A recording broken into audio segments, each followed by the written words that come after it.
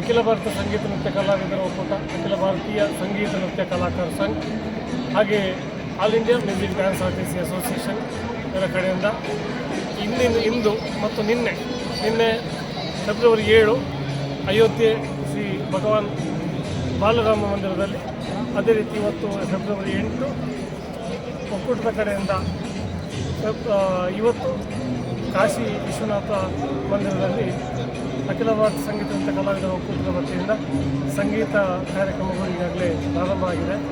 ಮುಂದಿನ ದಿವಸದಲ್ಲಿ ಅತ್ಯಂತ ಯಶಸ್ವಿಯಾಗಿ ಭಗವಂತನ ಸೇವೆಯನ್ನು ಒಕ್ಕೂಟದ ಕಡೆಯಿಂದ ಕಾರ್ಯಕ್ರಮಗಳು ನಡೆಸಿಕೊಂಡು ಹೋಗುವಂಥ ಇಡೀ ಅಖಿಲ ಭಾರತ ಸಂಗೀತ ನೃತ್ಯ ಕಲಾವಿದರ ಒಕ್ಕೂಟದ ವತಿಯಿಂದ ನಾವು ನಿರ್ವಹಿಸ್ತಾ ಇದ್ದೇವೆ.